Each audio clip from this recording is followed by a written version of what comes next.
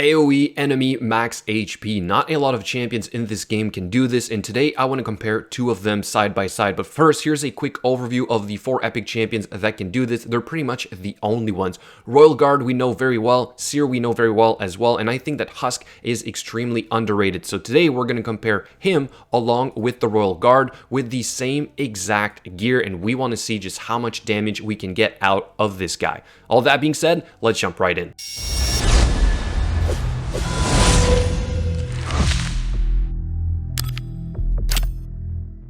Alright, so in this first short clip, what I'm going to show you guys is Royal Guard against the first wave of the Dragon Dungeon. We're going to set him up for success, number one. We do have his aura on top of that, but I think it's important to use it because he does provide that. Husk, unfortunately, does not provide a useful aura. So we add an increased crit rate from our Mausoleum Mage. We go for AoE decreased defense with our War Maiden. Then we're going to apply AoE weaken with our Seer. She also has the increased crit rate buff that puts me at over 100% basically. And we go into his takedown ability. We have about, boom, 50,000 damage on the Tyrell and about 90,000 on the Hoarded. Moving on to the next clip, where we will quickly test him against the Dragon Boss himself, right? So we do the same thing. We buff up, we get increased crit rate, we apply decreased defense, we apply weaken, and then we're going to go into his A2, the takedown ability. We want to see how much damage we get from this, again, with his aura. We get 591,000 total damage. Let's do it with increased attack now. Starting again with the first wave of the Dragon Dungeon, right? So we buff up, we apply increased attack, decreased defense. We're going to apply our weaken here again from the Seer, and then we're going to go with the takedown ability. But remember, now we have increased attack. We want to see if we deal a little bit more damage. Pay attention to the Tyrell. We get 74k and then 93k on the Hoarded. Now keep in mind that against those champions, we always have, basically against every champion, we always have a variation in the total damage we can do. I think it's plus or minus 10%. Don't quote me on that, but now we're going to run the same test again against the dragon, and we want to see if that increased attack buff is going to net us a little bit more damage, which we'll see that it does. We have 696,000 total damage instead of 600,000. Now onto the Husk with the exact same gear. We applied our decreased defense, our weaken, and we want to see just how much damage we will deal, which is considerably less, but pay attention to all those stuns. And then of course we tested against the dragon boss as well. We wanted to see just how much less damage we were going to deal, which is about 120,000 damage less in total than the Royal Guard. And then I ran one more quick test to see if by any chance the increased attack would be affecting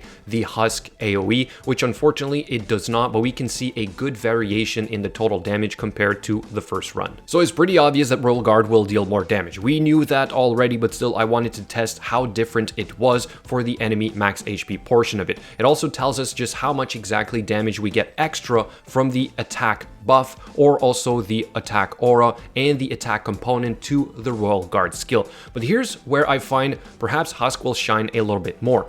Right here where we have the AoE stun once again.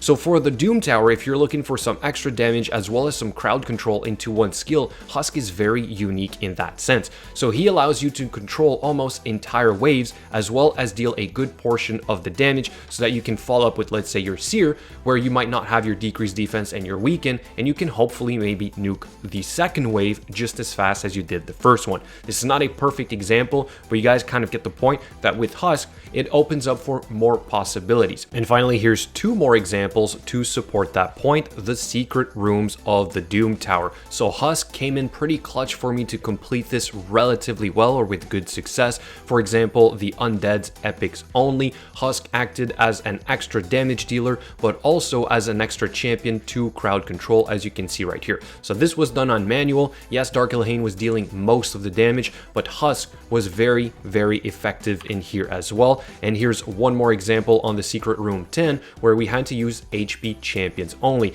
I did have other HP champions, but it felt only natural to build a Husk for the added damage, but also for the AoE stun. And once again, this came into play quite a bit. So Husk all of a sudden is obviously a little bit more useful now that we have the Doom Tower. He's still not on par with a Royal Guard or a Seer, but I think he definitely deserves to eventually be built on any account. What I also did not test so far is, let's say you use a Royal Guard and a Husk together in the same team to see if he can hopefully nuke waves entirely with those two champions alone. It is most likely doable, but you're going to need some pretty crazy gear to pull it off. Well, that being said, now let's go over the gear that I used, which was a direct swap of the gear from Royal Guard minus 1 or 2 details. For example, the amulet was rank 6 but level 12 compared to HUSK, where it was rank 5, level 16.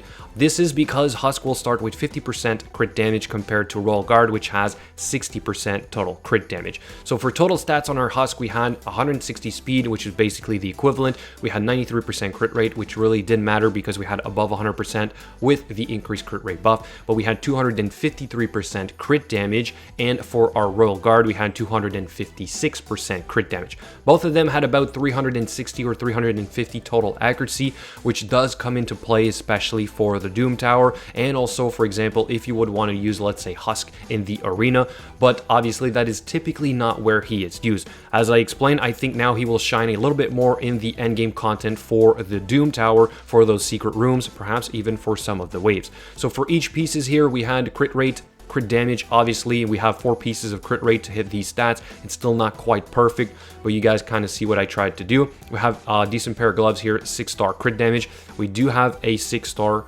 accuracy chest piece, which I think is very, very effective. I did a whole video on this, why you should build these chest pieces for the Doom Tower, and then we have some regular speed boots. As for the banner, accuracy on both of them.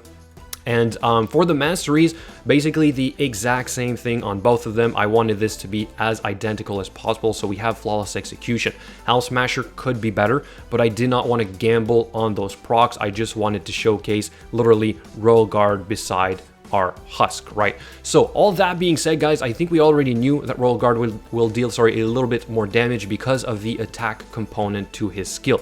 His kit is also pretty interesting for some of the bosses, even though he does not do takedown. We have decreased defense on the A1, and we also have a good turn meter control on the A3. But in some cases, HUSK might actually shine a little bit more for that AoE stun, not to mention the A1 provoke, right? So all this does come into play, especially for the Doom Tower, and that was the whole point of the video, to show that HUSK is still a worthy champion to build on any account. In fact, of all the other enemy max HP champs, I think Royal Guard, Seer, and HUSK are all worthy of being built on any account. Defiled Sinner is probably the only one where I would suggest to don't build him, at least not for now. And finally, here's my great haul so that you guys can compare my stats with your stats in case you want to build similar champions. All that being said, let me know what you think in the comments below. As always, thank you so much for watching, and I'll catch you guys later.